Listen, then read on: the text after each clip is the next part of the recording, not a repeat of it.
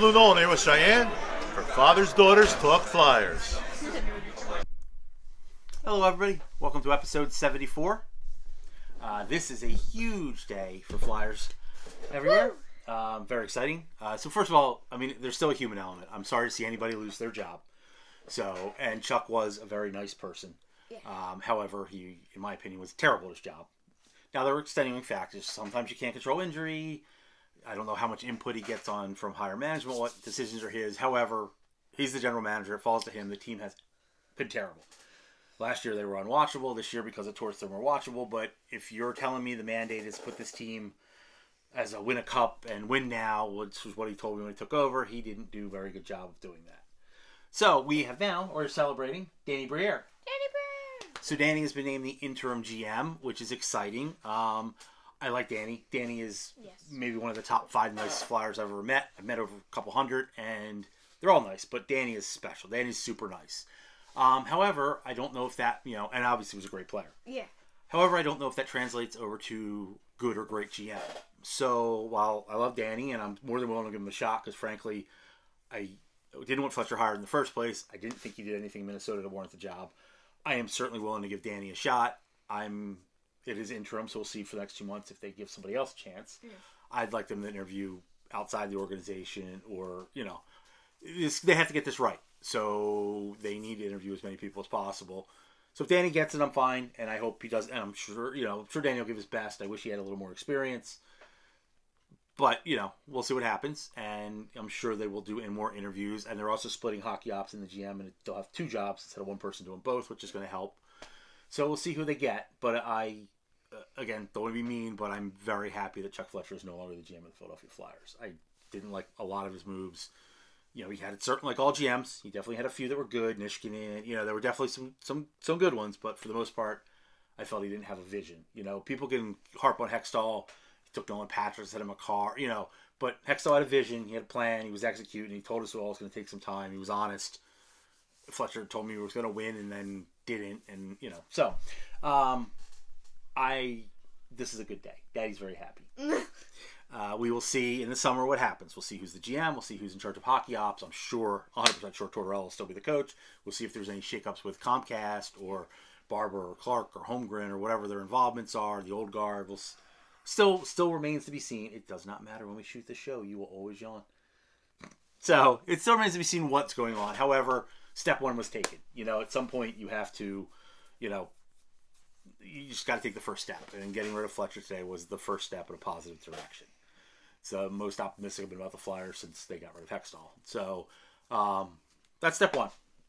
In step 2, Elliot Deone and Tyson Forrester have each made their NHL debut. Mm-hmm. Excited for both of them. I think they're both key parts to the future.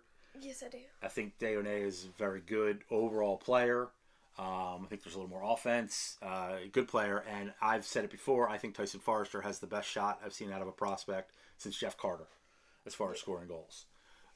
So I'm big fans of both of them. I think they're part of the building blocks along with Noah Cates and, obviously Carter Hart. We'll see who else stays, but I do think the future's bright with those two. Credit to Chuck. I do think those were 2 good picks under his watch.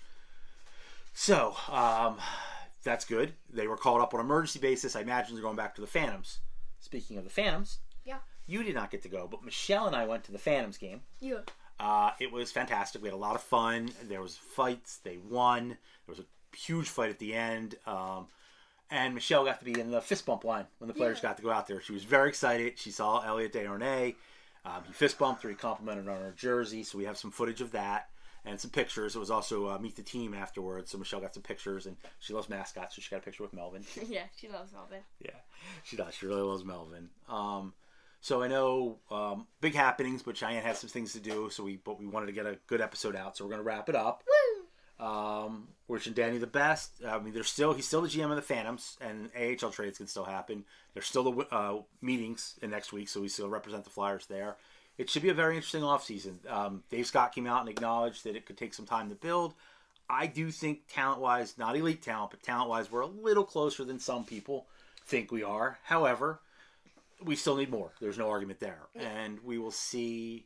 We'll see what either Danny or the new GM does as far as guys like Hayes, Provorov, we'll see if if they're truly taking the Chicago route and completely burning it all to the ground, or they're just gonna move some vets, try to bring in some younger, see what they got.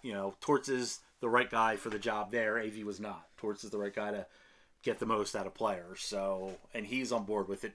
Clearly not rushing it, which is a good thing because you at least want your coach on board with that. I cannot possibly imagine Torts gets fired. I'm sure he's staying. By the way, if they ever move Carter, then we're moving Dad. Yeah, I think I know. If you have to take the Chicago route and build it all down, you can't get rid of your franchise goaltender. I know. Anything's possible right now because who knows who's going to be in charge. I'm not going that far. I think that's a mistake. This franchise has waited a long time to get a goalie like Carter. Sam Emerson looks really good. It could be a very good tandem for years. Carter's under a good contract. Exactly. So we're moving. You're going to be a full-time Seattle Kraken fan at that point. So I can't. Again, today's wide open. Who could have? I just can't see any GM trying to get rid of your franchise goalie. The team's not that devoid of talent. They will still get returns for other guys. I'm happy that the tipping point was the fact that they couldn't get a return for JVR because that was just embarrassing from a GM point of view. So, well, it's a good day in Flyerland. We're back to being excited again. Just got to play out the string. A lot of tough games, but what you want to just see is the young guys good and go Phantoms because we really would love to see a Calder Cup back. And that's it, kiddo, right? Episode 74. Yeah, I think so. Stick around. We got a few pictures of Michelle meeting players and the cool thing for her fist bump in the tunnels, which was fun. But that's pretty much it. My kid is going to her fancy dance, so she's got to get ready. Thank you for watching, everybody. Please don't forget to like and subscribe. Bye. Oh, I'm tired. Can't do this today. Hi, Michelle. Are you excited to be in the tunnel? Yeah. And players going to come out there in a minute. Yay! Hold your hand out.